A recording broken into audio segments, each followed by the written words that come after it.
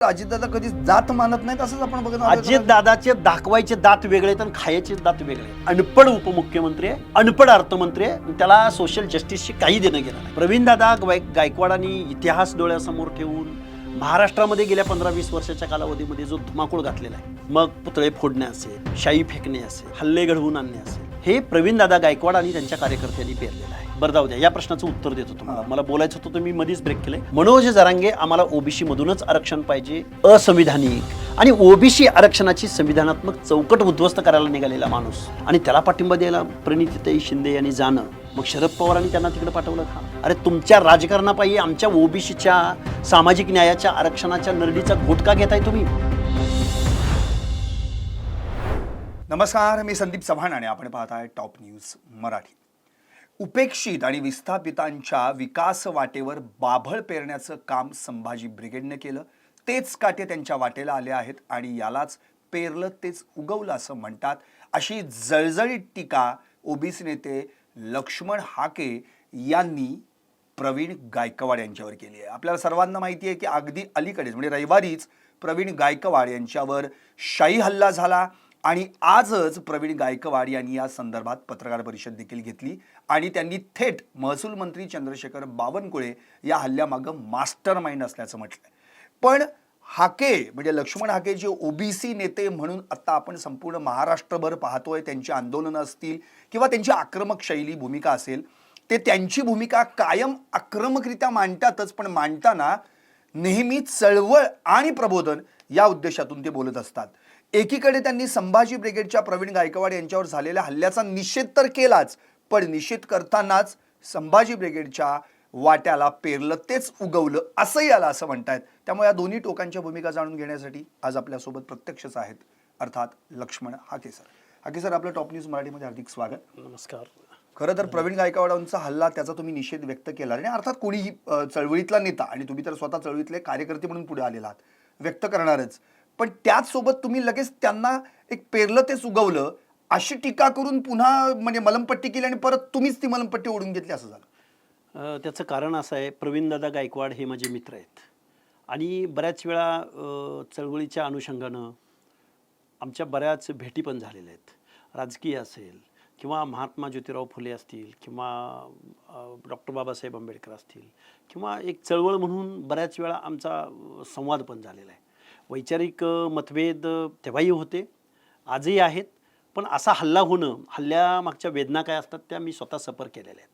विधानसभा निवडणुकीच्या अगोदर पुण्यामध्ये संध्याकाळच्या वेळी एकट्याला गाठून माझ्यावेळी ज्यावेळी हल्ला झाला होता, तर ती वेदना काय असते हल्ला झाल्यानंतर, ही वेदना मला माहिती आहे.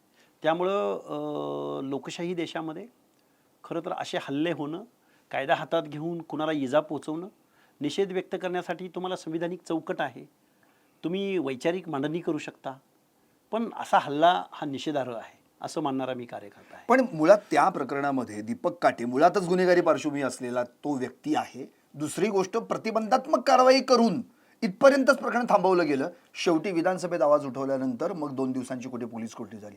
हे अगदी योग्य वाटतं तुम्हाला? हे योग्य अजिबात वाटत नाही, पण कायद्यातच तशा तरतुदी आहेत, त्याच्यात बदल झाला पाहिजे. नाहीतर मग कायद्याचा धाक राहणार नाही, पोलिसांचा धाक राहणार नाही आणि मग अशी कृत्य करणाऱ्यांचं मनोधैर्य वाढू शकतं. आता प्रवीणदादा गायकवाडांवरती स्वतःवर हल्ला झाल्याचं महाराष्ट्रामध्ये त्यांच्याबाबत सहानुभूती आहे, पण हेच प्रवीणदादा गायकवाड स्वतःच्या हल्ल्याला प्रत्युत्तर देताना संभाजी ब्रिगेडची स्टाईल तुम्हाला माहिती आहे आणि याचं आम्ही उत्तर देणार म्हणजे प्रवीणदादा गायकवाड परत तीच चूक करतायत. म्हणून मी प्रवीणदादा गायकवाड यांचा विचार आणि यांचा फुले शाहू आंबेडकर, संविधानाबद्दल प्रेम, हे जरा मला त्यांच्या बाबतीत त्या विचारशैली मांडणीबाबत माझ्या शंका आहेत. पण मुळातच संभाजी ब्रिगेडचा इतिहास आपण पाहिला तर तो त्याच अँगलनी आहे, कारण की त्यांनी आतापर्यंतही असे हल्ले स्वतःहून देखील त्यांनी केलेले आहेत. म्हणजे संभाजी ब्रिगेडने देखील शाईफेक कोणावर केली नाही का, तर केलेली आहे. पण मला असं म्हणायचं की इथे ते स्वतःहून म्हणालेत की हा जो हल्ला आहे हा बहुजनवादी विचारांवर हल्ला आहे. हा बहुजनवादी विचारावर हल्ला नाही, हा प्रवीण गायकवाडांवर हल्ला आहे. हा बहुजनांचं नाव घेऊन स्वतःच्या जातीचं वर्चस्व सिद्ध करू पाहणाऱ्या माणसांवरचा हा हल्ला आहे. त्यामुळं मी बहुजन या प्रवीणदादा गायकवाडांच्या कॉन्सेप्टमध्ये काय आहे नक्की एकदा प्रवीणदादा गायकवाडने आमच्या समोर येऊन बसावं, बोलावं. बहुजन हा जो कॉन्सेप्ट तुम्ही वापरताय, या बहुजनाच्या कॉन्सेप्टमध्ये या महाराष्ट्रामधला ओबीसी 18 पगड जाती, या जाती तुमच्या या बहुजनांच्या कॉन्सेप्टमध्ये कुठं बसतात? प्रवीणदादा गायकवाडांनी इतिहास डोळ्यासमोर ठेवून महाराष्ट्रामध्ये गेल्या 15-20 वर्षाच्या कालावधीमध्ये जो धुमाकूळ घातलेला आहे, मग पुतळे फोडणे असेल, शाई फेकणे असेल, मारहाण करणे असेल, हल्ले घडवून आणणे असेल, हे कुणी पेरलं आहे? हे प्रवीणदादा गायकवाड आणि त्यांच्या कार्यकर्त्यांनी पेरलेलं आहे. त्यामुळं त्याचेच काटे जर त्यांना बोचले तर प्रवीणदादा गायकवाडनी एवढं वाईट वाटून घ्यायचं काय कारण आहे? कारण तुमचंच अपत्य आहे ना हे. तुम्ही फक्त हल्ले केले नाही, ज्या लोकांनी हल्ले केले, ज्या लोकांनी नासधूस केली, ज्या लोकांनी मोडतोड केली, त्यांना तुम्ही बक्षिसी दिल्या, त्यांचे तुम्ही सत्कार घडवून आणले. अशा शाई फेक किंवा अशा विध्वंसक कृत्याचं सामान्यीकरण करण्याचं काम प्रवीणदादा गायकवाडांनी केलेलं आहे. त्यामुळे प्रवीणदादा गायकवाड, तुम्ही जी सहानुभूती महाराष्ट्रात गेल्या 2 दिवसात मिळवली ती तुमच्या वाक्यामधूनच ती घालवलेली पण आहे. कारण तुम्ही तुमच्यावर हल्ला झाला म्हणून महाराष्ट्रातल्या लोकांना सहानुभूती आहे, पण तुम्ही म्हणताय की आम्ही संभाजी ब्रिगेड स्टाईलनं त्याला उत्तर देऊ. म्हणजे तुम्ही काय करणार आहात? तुम्ही काटेंना एक वेळ तुम्ही मारहाण करू शकाल. मी काटेंचं समर्थन करायला इथं बसलो नाही. काटेंच्या या कृत्याचं मी कधीही समर्थन करणार नाही, निषेधच व्यक्त करेन. काटेंना तुम्ही उत्तर देऊ शकाल हो, पण विचारांशी गद्दारी करणाऱ्या माणसांना तुम्ही कधी उत्तर देणार आहात? तुम्ही ज्या मनुवादी म्हणून भाजपवरती टीका करताय, त्याच मनुवाद्या भाजपच्या बरोबर तुमच्या बरोबर असणारे अजितदादा पवार जाऊन बसलेले आहेत, अनेक आमदार खासदार जाऊन त्या मंत्रिमंडळात सामील झालेले आहेत. त्या लोकांचं परिवर्तन तुम्ही कसं करणार आहात? त्यामुळं प्रवीणदादा गायकवाडांच्या विचारावर माझी शंका आहे. आता आणखी एक याच्यातनं एक महत्त्वाचा मुद्दा असा उपस्थित होतो. आजच त्यांनी असं म्हटलेलं आहे की चंद्रशेखर बावनकुळे हेच या हल्ल्यामागे मास्टर माइंड आहेत. आता मुळात मला असं म्हणायचं की चंद्रशेखर बावनकुळे, दीपक काटे यांचे फोटो आपण व्हायरल झालेले बघितले आहेत. पक्षप्रवेशाच्या वेळी देखील ते झालेलं आहे. इव्हन एक मध्ये व्हिडिओ व्हायरल होता तर त्यांना वाढदिवसाच्या शुभेच्छा वगैरे दिल्या. आता हा वैयक्तिक विषय झाला, पण मला प्रश्न असा विचारायचा की अशा दीपक काटेचं समर्थन होऊ शकतं का? तर नाही होऊ शकत. अशा हल्ल्याचं समर्थन कोणीच करू शकणार नाही. मीही करणार नाही. पण मग नंतर जी पोलिसांची जी प्रक्रिया आहे त्या प्रक्रियेला पण आपण समर्थन कसं काय करू शकतो? समर्थन कोणीही करणार नाही. उलट अशा ज्या घटना घडत आहेत त्या घटनांमध्ये, आता माझ्यावरती हल्ला झालेला होता, माझी गाडी फोडलेली होती बाचुरी लोहा कंधार तालुक्यामध्ये. त्या आरोपींचं काय झालं हे मलाही माहिती नाही. आज पुण्यामध्ये जो हल्ला झाला होता तो कोणत्या ब्रिगेडीने केला होता याचा साधा निषेध तरी प्रवीणदादा गायकवाडनी कुठं केल्याचं मला ऐकवित नाही. तर कुठला समतामूलक समाज, कुठली स्वातंत्र्यता, बंधुता? प्रवीणदादा गायकवाडांच्या तोंडामध्ये नेहमी स्वातंत्र्यता, समता, बंधुता, संविधान, फुले शाहू आंबेडकर. लक्ष्मण हाकेवरती ज्यावेळी फिजिकली अटॅक झाला त्यावेळी प्रवीणदादा गायकवाड पुढे आले नाहीत. बरं, कुठला बहुजन समाज? तुमच्या बहुजन समाज या व्याख्येमध्ये आम्ही कुठं बसतो आहोत? त्यामुळे बहुजनांचा ठेका घेऊन जात वर्चस्वाची जी भूमिका तुम्ही गेल्या 15-20 वर्षात निभावलेली आहे त्याला आमचा विरोध आहे. ओके, आता तुम्ही मगाशी नावच घेतलं म्हणून त्या नावाकडे आपण येऊयात. अर्थात मुळात मराठा सेवा संघाचं हे बीज म्हणजे संभाजी ब्रिगेड आहे आणि त्यांच्या सगळ्यांचं प्रबोधन करणं आणि संघटन करणं यासाठी पुरुषोत्तम खेडेकरांनी मराठा सेवा संघाची 1990 मध्ये स्थापना केली. अर्थात त्यावेळी ते स्वतः सामाजिक सार्वजनिक बांधकाम विभागात कार्यकारी अभियंते होते आणि त्यांची भाषाशैली किंवा त्यांचं वक्तृत्वशैली ते पाहता सगळं मग संघटन उभं राहिलं. त्यातून मग संभाजी ब्रिगेड असे 30 एक विभाग सुरू झाले. मला असं म्हणायचं की कोणताही समाज हा आपल्या वेगवेगळ्या विभागांच्या किंवा विंग्सच्या माध्यमातून आपल्या समाजाचं प्रबोधन करत असतो. मग संभाजी ब्रिगेडनं त्याच दृष्टिकोनातून इतिहासात मराठ्यांचं स्थान काय आहे आणि ते कसं प्रबळ आणि बळकट राहील याचा प्रयत्न केलाय. ते करताना काही हिंसात्मक मार्ग अवलंबले गेले आणि त्याला मग नंतर विरोध व्हायला लागला, हे मी इतपत मान्य करतो. पण याचा अर्थ असा नव्हे की आपण देखील त्याला देखील त्याच यानं उत्तर द्यायचं आहे, हिंसेनेच उत्तर द्यायचं आहे. हे योग्य नाही ना? हे योग्यच नाही. कारण संभाजी ब्रिगेडनं जी 5 मोठी आंदोलनं केली महाराष्ट्रामध्ये, ही महाराष्ट्राच्या राजकारणात, समाजकारणात, शैक्षणिक क्षेत्रात, ऐतिहासिक क्षेत्रात खळबळ माजवणारी होती. खळबळ. आणि ह्या ज्या गोष्टी संभाजी ब्रिगेडनं केल्या, आत्ता तुम्ही नाव घेतलं पुरुषोत्तम खेडेकरांचं. त्यांनी ब्राह्मणांना शत्रू असतीलही, ब्राह्मण शत्रू इथल्या व्यवस्थेमध्ये टॉप मोस्टला राहिलेले ब्राह्मण हे शत्रू असू शकतात, आहेत. त्यामध्ये आमच्या मनामध्ये कुठलीही शंका नाही. पुरातन कालावधीमध्ये ब्राह्मण लीड करायचा इथल्या व्यवस्थेचं, हे मान्यच आहे. लीड करायचा आणि अन्याय अत्याचारी करायचा किंवा शैक्षणिक दृष्टिकोनातून, जात वर्चस्वाच्या भावनेतून त्यांनी अन्याय केलेला आहे, हे मान्यच आहे. पण ब्राह्मणांची भीती घालत असताना ज्यावेळी बहुजन समाजाच्या हक्क आणि अधिकारावर तुम्ही येता त्यावेळी आम्हाला तुमच्याबद्दल ही शंका आमच्या मनामध्ये निर्माण होते. त्याचं कारण असं आहे, ज्या पुरुषोत्तम खेडेकरांना तुम्ही युगपुरुष म्हणता, हेच प्रवीणदादा गायकवाड पुरुषोत्तम खेडेकरांना किंवा संभाजी ब्रिगेड म्हणेन मी, तर या लोकांनी ज्या पुरुषोत्तम खेडेकरांना युगपुरुष म्हटलं गेलं, ज्यांनी ब्राह्मण भाजपा संघाला मनुवादी ठरवलं, त्याच पुरुषोत्तम खेडेकरांच्या पत्नी रेखा खेडेकर ह्या भाजपच्या आमदार आहेत. हा कोणता विचार आहे? हा दोगला विचार आहे, हा डुप्लिकेट विचार आहे. त्यामुळे संभाजी ब्रिगेडनं कधीतरी आमच्या आमने सामने बसावं, किंवा हे जे बहुजन म्हणतात, काय बहुजनांची व्याख्या आहे याच्यावरती एकदा निश्चित विचार करावा. निश्चित आमने सामने आम्ही संवाद करायला तयार आहोत. तिकडे बडे आता मनोज जरांगे पुन्हा एकदा स्विंगमध्ये आलेले आहेत आणि आता मुंबईला जाऊन धडकणार यासाठी आता त्यांनी पुन्हा एकदा प्रयत्न सुरू केलेले आहेत. जे मागचं अर्धवट राहिलेलं मुंबईचं पुढचं जे काम आहे ते आता पूर्ण करण्यासाठी, आणि त्यासाठी त्यांनी आमदार खासदारांना फोन करून बोलावून एक मिटिंग घ्यायचा देखील प्रयत्नमध्ये केला. प्रश्न असा आहे की त्याच दरम्यान प्रणिती शिंदे देखील त्यांना जाऊन भेटल्या, त्यांची भेट घेतली आणि त्यांच्या या सगळ्या गोष्टीला पाठिंबा देखील दिला. त्यावर देखील जर आत्ता आपण पाहिलं तर तुमचं एक स्टेटमेंट, फॉरवर्ड स्टेटमेंट होतं की प्रणिती शिंदे यांचे वडील म्हणजेच महाराष्ट्राचे माजी मुख्यमंत्री सुशीलकुमार शिंदे यांनी तर ओबीसी उद्ध्वस्त केला. येस, उद्ध्वस्त केला यासाठी की महाराष्ट्रामध्ये आत्तापर्यंत जेवढे मुख्यमंत्री झाले तेवढ्या मुख्यमंत्र्यांनी जे काम केलं नाही किंवा त्यांच्या हातून जे काम झालं नाही, ते एक दलित समाजाचा मुख्यमंत्री महाराष्ट्राला भेटला, आम्ही आनंदात होतो. आनंदात का होतो हे मी नंतर सांगेन. तर सुशीलकुमार शिंदेनी 2004 ते 5च्या दरम्यान एक GR काढला. कुणबी हा ऑलरेडी मंडल आयोगाच्या शिफारसीप्रमाणे ऑलरेडी ओबीसीमध्ये होता. कुणबी खरं तर कोकणामधला कुणबी, रायगड जिल्ह्याच्या आणि रत्नागिरी जिल्ह्याच्या बाँड्रीवरती असणारा कुणबी, ज्याच्या बाबतीमध्ये सोशल डिस्क्रिमिनेशन झालं, त्या कुणब्याला मंडल आयोगानं यामध्ये, किंवा विदर्भातला खानदेशातला कुणबी, तो ऑलरेडी मंडल आयोगाच्या शिफारशीप्रमाणे ओबीसीमध्ये होता. पण कुणबी या शब्दाचं इतिहासामधले काही संदर्भ शोधून मराठा हा कुणबीचा आहे ही एक आंदोलन महाराष्ट्रामध्ये उभं राहिलेलं होतं. आणि सुशीलकुमार शिंदेनी एक GR काढला, गव्हर्नमेंट रेझोल्युशन पारित केला की मराठा कुणबी आणि कुणबी मराठा हे शब्द जर जोडून आले तर यांना ओबीसी आरक्षण अलॉट करण्यात यावं.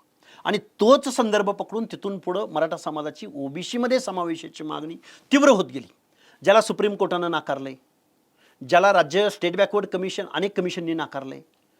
मराठा कुणबी आणि कुणबी मराठा एकच आहेत असं समजणे म्हणजे सामाजिक मूर्खपणा होय, हे तत्कालीन औरंगाबाद हायकोर्टाचं म्हणणं आहे. हे सगळं धाब्यावर बसवून मनोज जरांगे आम्हाला ओबीसीमधूनच आरक्षण पाहिजे ही अतार्किक, असंविधानिक आणि ओबीसी आरक्षणाची संविधानात्मक चौकट उद्ध्वस्त करायला निघालेला माणूस, आम्ही ओबीसीमधूनच आरक्षण घेणार असं म्हणणारा माणूस, आणि त्याला पाठिंबा द्यायला प्रणितीताई शिंदे यांनी जाणं, मग शरद पवारांनी त्यांना तिकडे पाठवलं का सुशीलकुमार शिंदेनी तिकडे पाठवलं का? अरे तुमच्या राजकारणापायी आमच्या ओबीसीच्या सामाजिक न्यायाच्या आरक्षणाच्या नरडीचा घोटका घेताय तुम्ही.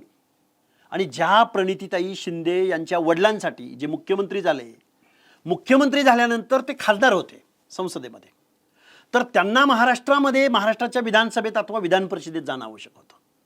मग एक दलिताचा मुख्यमंत्री महाराष्ट्राचा झाला म्हणून तत्कालीन स्वर्गीय आनंदराव देवकाते मंत्रिमंडळामध्ये महाराष्ट्राच्या मंत्रिपदावर होते. त्यांनी स्वतःच्या मंत्रिपदाचा राजीनामा दिला, त्यांनी विधानसभेचा राजीनामा दिला आणि दक्षिण सोलापूरची विधानसभेची जागा रिकामी केली आणि सुशीलकुमार शिंदेना तिथं उभं करून महाराष्ट्राच्या विधानसभेमध्ये पाठवलं. एका धनगरानं आपल्या स्वतःच्या मंत्रिपदाचा आमदाराचा बळी दिला दलिताच्या मुख्यमंत्र्यासाठी. परत पोटनिवडणूक सोलापूर लोकसभेची झाली सुशीलकुमार शिंदेंच्या जागेवरती. तिथं काँग्रेस राष्ट्रवादीचे ह्या शरदचंद्रजी पवार, मोहिते पाटील या सगळ्यांचे मिळून आनंदराव देवकाते धनगराचा माणूस तिथं लोकसभेला उभा राहिला. त्या लोकसभेला अधिकृत काँग्रेस राष्ट्रवादीचा उमेदवार मुख्यमंत्री असणाऱ्याच्या मतदारसंघात ज्याच्या स्वतःच्या जागेवरती उभा राहिला काँग्रेस राष्ट्रवादीचा, तिथं आनंदराव देवकातेचा पराभव करण्याचं काम याच सुशीलकुमार शिंदेनी केलं, याच शरदचंद्रजी पवारांनी केलं, याच मोहिते पाटलाच्या घराण्यानं केलं. आणि भाजपचा प्रतापसिंह मोहिते पाटील तिथं बाय इलेक्शनमध्ये निवडून आणला की ज्या भागामध्ये भाजपचा एक साधा झडपी मेंबर नव्हता, एक कॉर्पोरेटर नव्हता. म्हणजे ज्या सुशीलकुमार शिंदेसाठी ज्या धनगर समाजाच्या माणसानं तिथून पुढे तो माणूस कधीच राजकारणात पुढे दिसला नाही, त्याची पुढची आता ते स्वर्गवासी झालेत, त्यांची पुढची पिढी कुठंच राजकारणात दिसली नाही. ज्या सुशीलकुमार शिंदेसाठी ज्या धनगर समाजाच्या माणसानं आपलं बलिदान दिलं, त्या माणसांच्या बाबतीमध्ये याच सुशीलकुमार शिंदेनी, याच प्रणितीताई शिंदेनी, आता प्रणितीताई सोलापूर लोकसभा मतदारसंघातून निवडून येतात. मंगळवेढ्यामध्ये धनगरांचं मतदान किती आहे? आता धनगरांचं बोलतोय म्हणाल, ओबीसींचं मतदान किती आहे? दक्षिण सोलापूरमध्ये किती आहे? सोलापूर शहरामध्ये किती आहे? मग त्या लोकांच्या मतांची प्रतारणा नाहीत का करत ह्या? मनोज जरांगेंची मागणी काय आहे? आम्हाला ओबीसी मधूनच आरक्षण पाहिजे. जर मनोज जरांगेंची कम्युनिटी जर ओबीसी मध्ये सामील झाली तर गावगाड्यातला बलुता, आलुता, भटक्या विमुक्त जाती जमाती, एखादा पारधी, एखादा पात्रोवट, एखादा कुडमुड्या जोशी, एखादा नागपंथी डवरी गोसावी, एखादा बेरड बेडर रामोशी या मराठा समाजाच्या स्पर्धेमध्ये टिकू शकेल? काय म्हणायचं नक्की प्रणितीताई शिंदेंना? जे सुशीलकुमार शिंदेनी केलं तेच तुम्ही करायला निघालाय? या प्रश्नाची उत्तरं या सुशीलकुमार शिंदेनी द्यावीत किंवा प्रणितीताईंनी द्यावीत, नाहीतर तुमचा करेक्ट कार्यक्रम ठरलेला आहे. लक्ष्मण हाकेची जमात, लक्ष्मण हाकेचा क्लास, ओबीसी प्रवर्ग आता निश्चित या गोष्टीचा विचार करायला लागलाय. तुम्ही जावा, तुम्ही अजून जावा जरांगे पाटलांना पाठिंबा द्यायला. तुमचा करेक्ट कार्यक्रम सोलापूर लोकसभेत आम्ही करणार. पण ते तर आता मुंबईत पुन्हा एकदा मराठा वादळ घेऊन धडकणार आहेत. मग धडकू द्या. अहो, संविधानात ज्या गोष्टी नाहीत त्या तुम्ही आणणार कुठून? तुम्ही सुप्रीम कोर्टाचं जजमेंट कसं बदलणार? त्यामुळं शासनानं जर काही वेडं वाकडं इरेग्युलरपणे प्रयत्न करायचा केला तर शासनाला सुद्धा आम्ही धडा शिकवणार. मग तुम्ही त्या आंदोलनावेळी पण काउंटर म्हणून आंदोलन करणार? देणार. जर यांना रस्त्यावरचीच भाषा कळत असेल, आंदोलनाची भाषा कळत असेल, झुंडीची भाषा कळत असेल, अरे आम्ही तर 50-55% ओबीसी क्राऊड आहे ना आमचा. तो फक्त फेसलेस आहे, तो फक्त झोपलेला हा, आहे. मला याच मुद्द्यावर म्हणायचं, जो फेसलेस आहे फार महत्वाचा आहे. त्याच्याकडे बेस आहे पण फेसलेस आहे. येस. प्रॉब्लेम असा आहे की का ओबीसी समाज एकत्र कुठे दिसत नाहीये, एकत्र नेते काय येत नाहीयेत. उदाहरणार्थ परवाच आपण महादेव जानकरांना उद्धव आणि राज यांच्या एकत्र व्यासपीठावर आपण पाहिलेलं आहे. इव्हन आता दलितांचा आपण जर विचार केला, आनंदराज आंबेडकरांनी आता शिवसेनेच्या एकनाथ शिंदेसोबत युती केलेली आहे. मग मला हे म्हणायचे, दलित ओबीसी माणसंच आहेत की जातीची लेबल लावून काही प्रत्येकाचे प्रसंग आणि प्रत्येकाच्या आयुष्यातले संकट बाजूला होतात का? अशा वेळी एकत्र येणं गरजेचं नाही? एकत्र येणं खूप आवश्यक आहे. महाराष्ट्रामध्ये आता विरोधक उरलेला नाही. महाराष्ट्रामध्ये मी खूप जबाबदारीनं बोलतोय, सगळ्यांची माफी मागून बोलतोय. महाराष्ट्रामध्ये चळवळ शिल्लक राहिलेली नाही. महाराष्ट्रामध्ये सामाजिक न्यायाचा निधी, हजारो कोटींचा निधी अजितदादा पवार सारखा अनपट माणूस, येडपट माणूस, ज्याला सोशल जस्टिस माहित नाही, ज्याला पीएचडी करणाऱ्या संशोधकांच्या बाबतीमध्ये तुम्ही पीएचडी करून काय दिवे लावणार आहात? अजितदादांबद्दल तेच बोलताय जे हो, पूर्वी बोलले. येस. ज्याबद्दल कारण तुम्हाला कायदेशीर नोटीस अरे, आलेली आहे. हो, अजितदादा पवार जो या महाराष्ट्राचं वित्त नियोजन बघतो, अर्थ खात्याचा मंत्री आहे, उपमुख्यमंत्री पदावर आहे, संविधानिक पदावर आहे, तोच अजितदादा पवार ओबीसीची मुलं ज्यावेळी स्टायपंड मागायला जातात त्यावेळी म्हणतो तुम्ही पीएचडी करून काय करणार आहात? आम्ही निवडणुकीच्या कालावधीमध्ये आश्वासन दिलं होतं, आता होणार नाही. अरे हेच जर तुम्ही सारथीच्या विद्यार्थ्यांबाबत, बार्टीच्या विद्यार्थ्यांबाबत, तुमचा गव्हर्नमेंट रिझोल्युशन काय आहे की जे सारथीला तेच बार्टीला तेच तारतीला तेच महाज्योतीला, तुम्ही बाकी सगळ्यांना स्टायपंड देता, पण महाज्योतीच्या ओबीसीच्या पोरांना फक्त स्टायपंड द्यायला नकार देता. हा दुजाभाव नाही अजितदादा पवारांकडून? ही जातीवादी भूमिका नाही अजितदादा पवारांची? सारथीचं दायित्व स्वतःकडं का म्हणून घेतलं? सारथीचं दायित्व तुम्ही अर्थमंत्री आहे ना, तुम्ही उपमुख्यमंत्री आहे ना. पण मुळातच तर अजितदादा कधीच जात मानत नाहीत असंच आपण बघत आहोत. अजितदादाचे दाखवायचे दात वेगळे आहेत आणि खायचे दात वेगळे आहेत. अजितदादा पवार एवढा महाजातीवादी माणूस मी महाराष्ट्रात बघितलेला नाही. हे मी जबाबदारीनं बोलतोय. कारण अजितदादा पवार अर्थमंत्री असल्यापासून समाज कल्याण विभागाचे, आदिवासी विभागाचे 4-5 वर्षाचा जर अभ्यास केला तर नियर अबाउट 5 ते 6 हजार कोटी रुपये या दोन विभागाला कमी मिळालेले आहेत. आमच्या महाज्योतीचं तर वाऱ्यावरच. महाज्योतीच्या कुठल्या आर्थिक विकास महामंडळाला अजितदादा पवारांनी कायम कुत्सित भावनेनं बघितलेलं आहे. मी गेले 2 महिने झालं महाज्योतीच्या विद्यार्थ्यांना स्टायपंड मागतोय, अजितदादा पवार त्यावरती शब्द बोलायला तयार नाहीत. म्हणजे काय म्हणलं पाहिजे अजितदादा पवारांना? आरती करायची अजितदादा पवारची? अनपट माणूस आहे, येडपट माणूस आहे. त्याला सोशल काय आहे प्रियांबलमध्ये घटनेच्या? सामाजिक न्यायासह समता प्रस्थापित करायची संविधानाला, आपल्या लोकशाहीला. हा माणूस काय करतो? आत्ताच्याच याच अधिवेशनामध्ये पुरवणी मागण्यामध्ये आजारी पडलेल्या कारखान्यांना 2,000 कोटीपेक्षा जास्त निधी हेच अजितदादा पवार डायल्यूट करतात, मंजूर करून घेतात. पण ओबीसीच्या महाज्योतीच्या पोरांचा फरक किती आहे? 126 ते 27 कोटी रुपये, की जो स्थापना नोंदणी दिनांकापासून तो मिळायला म्हणजे हवा आहे. तुमचं स्टॅटिस्टिकली जे काय आहे तुम्ही मांडता, मला असं म्हणायचं याच ठिकाणी अजित पवारांच्या ऐवजी दुसरा कोणी अर्थमंत्री असतं तर एवढ्याच पोटतिडकीन तुम्ही याच पोटतिडकीनं मी बोललो असतो का ते फक्त मराठी आहेत म्हणून तुम्ही त्यांच्याबद्दल नाही, अजितदादा पवारांचा आणि माझा बांध रेटायचा नाही. अरे अजितदादा पवार हा त्यांचं बघा ना, नेचर बघा ना. काल परवा त्यांनी 300-350 दारूच्या कंपन्यांना किंवा दारू विक्री कंपन्यांना परवानगी द्यायचा निर्णय घेतला. हो, पण निर्णय एकट्याचा नसतो, निर्णय ऐका ना, मंत्रिमंडळात ऐका ना, असतो. ऐका ना. बरं जाऊ द्या, या प्रश्नाचं उत्तर देतो तुम्हाला. मला बोलायचं होतं, मी मध्येच ब्रेक केलंय. विधानसभेमध्ये ज्यावेळी हा प्रश्न उपस्थित केला अभिजित वंजारी साहेबांनी, आमदारांनी, त्यावेळी त्याचं उत्तर द्यायला कोण आलं? मुख्यमंत्री आले का? नाही. दुसरा कुठला मंत्री आला का? अजितदादा पवारच आले ना. मग याचं उत्तरदायित्व कोणाकडे आहे? बाय डिफॉल्ट अजितदादा पवारांकडे आहे ना. म्हणून मी अजितदादा पवारांना बोलतोय ना. अरे अजितदादा पवारांना मी प्रश्न उपस्थित केलाय, तर अजितदादा पवारांनी त्याचं उत्तर द्यायचं ना संविधानिक भाषेत. कशाला आम्हाला अजितदादा पवारांबरोबर दुसऱ्यांदा तिसऱ्यांदा टीका करावी लागेल? मी सामान्य कार्यकर्ता आहे. हे बघा, आमदार खासदार मंत्र्यांना भीती असेल की अजितदादा पवारांच्या हाती तिजोरीच्या चाव्यात, आम्हाला निधी मिळणार नाही. त्यांची ती भावना, ती दहशत त्यांना लकलाभ असो. आम्ही ओबीसीच्या प्रश्नावर भांडणार, बोलणार, ही आमची भूमिका आहे ना. अजितदादा पवारांनी खरं तर या प्रश्नावर बोलायला पाहिजे होतं, पुढे यायला पाहिजे होतं. ज्या बारामती विधानसभा मतदारसंघाचं प्रतिनिधित्व अजितदादा पवार करतात किंवा ज्या बारामती लोकसभा मतदारसंघाचं प्रतिनिधित्व सुप्रिया सुळे करतात, त्या मतदारसंघामध्ये किती आहे धनगर, किती आहे माळी? त्या पोरांनी शिकायचं नाही. सारथीच्या पोरांनी फक्त शिकायचं. सारथीच्या पोरांना पीएचडीचा स्टायपंड 1 स्ट्रोक 7-7, 8-8 लाख रुपये अजितदादा पवारांनी आत्ताच या 8-15 दिवसात मंजूर केला, दिला, अकाउंटला जमा झाला. ते सारथीची पोरं आणि महाज्योतीची पोरं एकाच बेंचवर बसतात. सारथीची पोरं मराठा समाजाची आहेत, त्यांना स्टायपंड मिळतो 7-7, 8-8 लाखाचा. त्याचवेळी महाज्योतीच्या पोरांना नकार मिळतो. हे काय विद्यार्थ्यांना जात काय म्हणायचं अजितदादा पवारांना?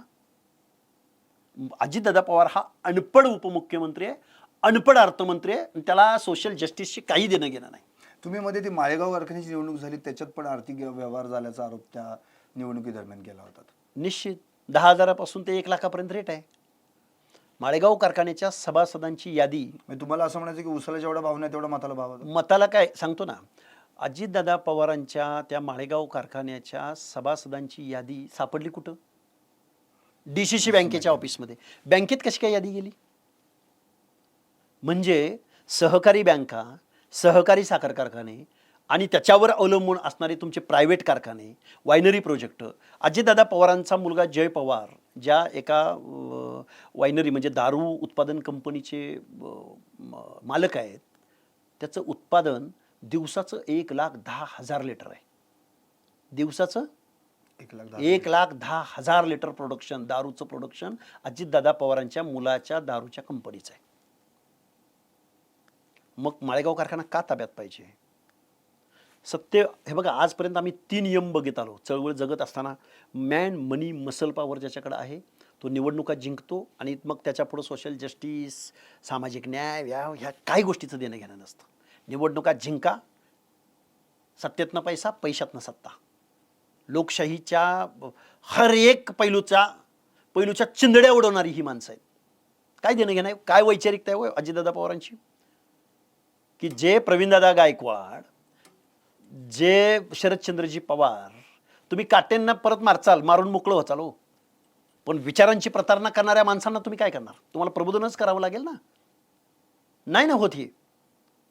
त्यामुळं हे प्रचंड या महाराष्ट्रातल्या अर्ध्याहून जास्त लोकसंख्या, त्यांचा उद्गम, विकास, स्वातंत्र्य, सामाजिक न्याय, ते या लोकशाहीच्या कितव्या घरात राहतात?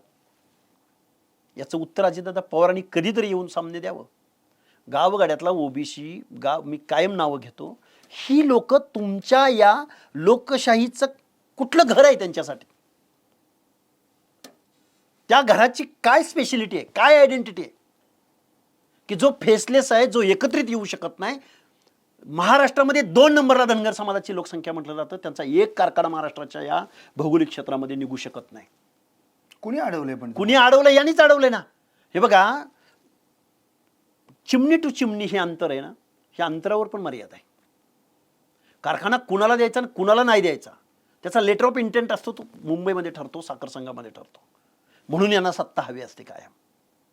कारण यांची आर्थिक धोरणं, कंपन्या, बिझनेस अडचणीत येऊ शकतात जर विरोधकांच्या हातामध्ये ही सत्ता गेली तर.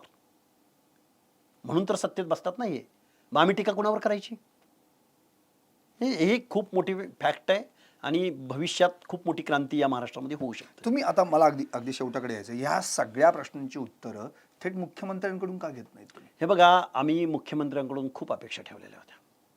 अजितदादा पवारांबरोबरची युती या महाराष्ट्रातल्या ओबीसींना, भटक्या विमुक्त जाती जमातींना आणि स्पेशली माधव. मग तुम्हाला असं आणि- म्हणायचं का, म्हणजे मला असं इनिशियली हा प्रश्न विचारायचा की एकनाथ शिंदे म्हणजे शिवसेना आणि भाजप हे एकत्र होते इथपर्यंत ठीक होतं, अजितदादा आल्यामुळे तुम्हाला त्रास झाला? अरे अजितदादा पवार प्रस्थापित कोण आहे तिथले? व्यवस्थेमध्ये कोण बसले? पण हे भाजपनीच घेतलेत ना, थोडीच आत्ता घेतलेत. हो ना, मग मी भाजपलाच सवाल विचारतोय. ज्या भाजपची जनसंघाची मिनमिनती पंथी गावगाड्यातल्या तांड्यावर, वाड्यावर, वस्त्यावर घेऊन जाण्याचं काम ज्या माधवनं केलं, ज्या ओबीसीनी केलं, ते आज जिथले तिथंच आहेत. ज्यांच्या विरोधामध्ये ओबीसी लढले त्यांनाच परत भाजपनं मांडीला मांडी लावून स्वतःच्या बरोबर घेतलंय. आपण आमच्या डीएनए मध्ये ओबीसी हो म्हणतात ना, आपण 1% बजेटरी तरतूद ओबीसीच्या सामाजिक न्यायाच्या योजनासाठी या महाराष्ट्राच्या बजेटमध्ये ओबीसीच्या सामाजिक न्यायाच्या योजनांना 1% बजेटरी तरतुदीचं 1% बजेटची तरतूद आहे. हा कसला डीएनए ओबीसीचा? त्यामुळं भाजपला सुद्धा याची फळं भोगावी लागणार. जी आता जनगणना होणार आहे त्याचा फायदा निश्चितपणे आता पुढे भविष्यात निश्चितपणे होईल. जनगणना होऊन चालणार नाही. फक्त जनगणना झाल्यानंतर त्या क्लासचा, त्या क्राऊडची जनसंख्या किती आहे बघून त्यांचे काय लूपहोल्स आहे, त्यांना कुठल्या गोष्टीला प्राधान्य द्यायला पाहिजे, कुणाला घर हवं आहे, कुणाला शिक्षणामधल्या गळतीचं प्रमाण थांबवायचं आहे, कुणाला गावगाड्यामध्ये स्थिर करायचं आहे, कुणाच्या हाताला रोजगार उपलब्ध करून द्यायचा आहे. नाभिकाला आजपर्यंत कुठल्याही बँकेमध्ये 2-5 लाखाचं कर्ज मिळण्याची सुविधा या महाराष्ट्रामध्ये नाही.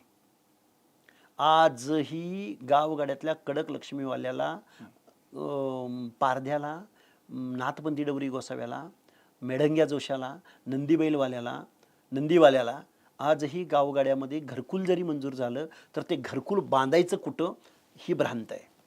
कारण इथली व्यवस्था, इथला गावगाडा आजही पारध्याला गावाच्या कुशीमध्ये, गावगाड्यामध्ये घर बांधायला अलाउ करत नाही. कुठल्या सामाजिक न्यायाच्या बाता मारतात? किती संख्या असेल हो? किती असेल या भटक्या घुमंतू, नॉन घुमंतू? किती संख्या असेल महाराष्ट्रामध्ये? 10 लाख? 20 लाख? किती पैसे लागतील? एक कारखाना बंद पडला तर तुम्ही 100-125 कोटी रुपये तुम्ही मंजूर करता. अजितदादा पवारच्या एका खाजगी कारखान्याचं जे बजेट आहे तेवढं बजेट महाज्योतीचं नाही. म्हणून अजितदादा पवारांबद्दल आम्ही शरद पवार वगैरे सोडून द्यावं. इथून पुढच्या कालावधीमध्ये आम्हाला अजितदादा पवारांबरोबर टकरा घ्याव्या लागणार आहेत. कारण लोकशाहीची आणि सामाजिक न्यायाची चिंध्या करणारी ही व्यवस्था आहे आणि त्याचे हे टगे, हे मोरके आहेत.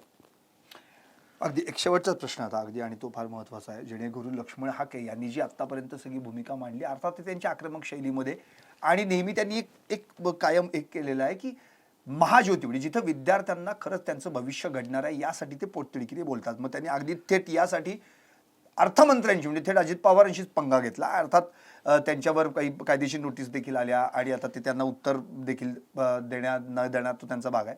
पण मला एक असा प्रश्न अजूनही मला प्रेक्षकांच्या वतीने विचारावा असं वाटतो की लढाई कुठल्या व्यक्तिविरोधात नाहीये, हे तर तुम्ही क्लिअर केलेलंच आहे. हे बघा, ही लढाई या पदावर येणाऱ्या अर्थमंत्र्या ज्याच्या हातात चाव्या आहेत त्याच्या विरुद्ध ही लढाई असली पाहिजे असं मला वाटतं. Yes. हे कारण बघा, की ही केवळ एक व्यक्तिगत लढाई ठेवून त्यात मिळणार. व्यक्तिगत अजितदादांचा माझा काही बांधायला बांध नाही. अजितदादा पवार त्या पदावर आहेत म्हणून अजितदादा पवार म्हणतोय आम्ही. त्याच पदावर उद्या जर दुसरे कोण तटकरे असते, अजून कोण असते, भाजपचं असतं तरी हो, प्रश्नच नाही ना. जी व्यक्ती ज्यांच्याकडे वित्त नियोजन दिलंय, जी व्यक्ती एका संस्थेला निधी अलॉट करते की जी स्वजाती आहे, त्याच वेळी ती महाज्योतीला देत नाही, त्यांच्याकडे हसते. त्यांचे PhDचे विषय काय आहेत बघा. अरे आत्ता कुठंतरी वडाराचं बेरडाचं पोरगं PhD करतंय, ते सोशल सायन्सेसमध्ये करत असेल, नसेल ते एखाद्या कम्प्युटरमध्ये किंवा एखाद्या मेडिकलमध्ये करत नसेल, त्यांचे विषय काय आहेत बघा. हे असे कुठे विषयानं काय होणार आहे ह्यांचं? एवढं कुत्सित भावनेनं तुम्ही बहुजनांच्या ओबीसींच्या पोरांकडे बघताय की जे आत्ता कुठंतरी त्यांची पहिली पिढी एज्युकेशनमध्ये यायला लागले, की ज्यांना अवेअरनेस प्राप्त होईल. ते बजेटबद्दल बोलतील, ते हक्क अधिकाराबद्दल बोलतील. म्हणजे ओबीसीच्या पोरांना शिकूच द्यायचं नाही, ही भूमिका आहे ना अजितदादा पवारांची. थोडक्यात काय की लक्ष्मण हाके यांनी आज ज्या आपल्या भूमिका मांडल्या. त्यामध्ये अर्थात प्रवीण गायकवाड म्हणजे संभाजी ब्रिगेड यांच्यावरचा हल्ला असो, प्रणिती शिंदे यांनी मनोज जरांगे यांची घेतलेली भेट असो, आणि महाज्योतीला फंडिंग करताना अजितदादांकडून घेतला जाणारा आकडता हात असो, अर्थात त्या या सगळ्या भूमिकांवर जरी बोलले असले तरी देखील याच्यातनं एक महत्त्वाचा मुद्दा जो आत्ता या सगळ्या मुलाखतीतनं बाहेर पडला तो म्हणजे अजूनही फेसलेस आहे हा संपूर्ण ओबीसी समाज, आणि तो एकत्र आणण्यासाठी लक्ष्मण हाके यांनी या सगळ्या गोष्टींचं नेतृत्व करावं, जबाबदारी स्वीकारावी, जेणेकरून या महाज्योतीचा प्रकाश संपूर्ण ओबीसी समाजाच्या घरात दारापर्यंत पोहोचेल, तर आणि तरच या ओबीसी समाजाला न्याय मिळेल असंच म्हणता येईल. पाहत राहा टॉप न्यूज मराठी, आपला महाराष्ट्र आपली बात. धन्यवाद. थँक्यू.